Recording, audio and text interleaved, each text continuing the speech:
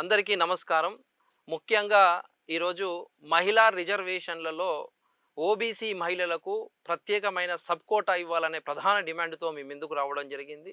మహిళా రిజర్వేషన్లు అనేది ఒక సానుకూలమైన మంచి చర్యనే. కానీ నారీ శక్తి వందన్ చట్టము మహిళల రాజకీయ భాగస్వామ్యాన్ని పెంచే ఒక కీలకమైన నిర్ణయం అని సందర్భంగా తెలియజేస్తున్నాను. ప్రస్తుత ప్రాతినిధ్యము మహిళలకు చాలా తక్కువ ఉంది. ఉదాహరణ లోక్‌సభ మహిళల ప్రాతినిధ్యం చూసుకున్నట్లయితే 13.8% మాత్రమే ఉండడము చాలా బాధాకరం, ఆందోళనకరం తెలియజేస్తున్నాను. ఒకసారి మనం లోక్‌సభలో స్టాటిస్టిక్స్ చూసుకుంటే 74 మంది మహిళలు ఎంపీలుగా ఉన్నారు. కానీ సభ్యులు మొత్తం చూసుకుంటే 534 సభ్యులల్లా 74 మంది ఉండడం అంటే ఓన్లీ 13% అంటే చాలా 13.8% అంటే చాలా తక్కువ. ఒకవేళ ఇప్పుడు 33% రిజర్వేషన్లు మహిళలకు పెరిగితే దాని ప్రకారం ఏందంటే లోక్‌సభలో మహిళల సంఖ్య ఒక్కసారికి 180కి పెరుగుతుందంటే ఒక మంచి శుభ పరిమాణం తెలియజేస్తున్నాను. కానీ ఈరోజు కేంద్ర ప్రభుత్వం ఏం చేస్తుంది, జనగణనలో కులగణన జరగాలి, డీలిమిటేషను ఇవన్నీ అయిన తర్వాతనే చేస్తామంటే చాలా ఆలస్యం అవుతుందని సందర్భంగా తెలియజేస్తున్నాను. ఈ ఓబీసీల మహిళల అంశం అనేది చాలా కీలకమని తెలియజేస్తున్నాను.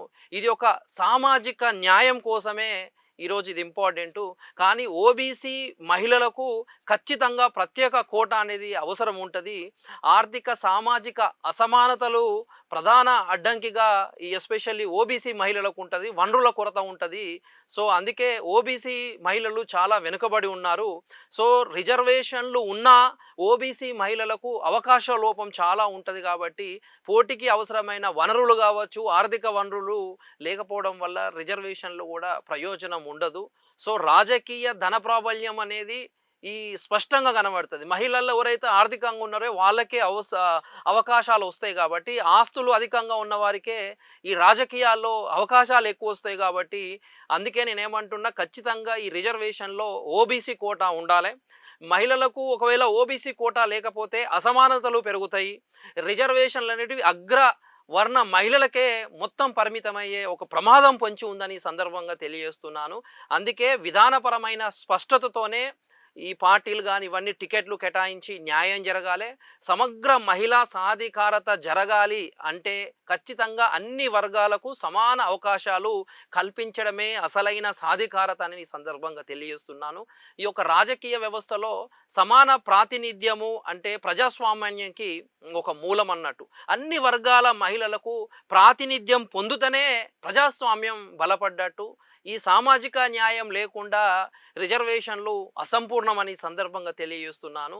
అందుకే ఓబీసీ మహిళలకు ఖచ్చితంగా కోటా అంటూ కేంద్ర ప్రభుత్వం డిసైడ్ చేయాలి. ఓబీసీ మహిళల సాధికారతనే దేశ అభివృద్ధికి కీలకమని ఈ సందర్భంగా తెలియజేస్తున్నాను.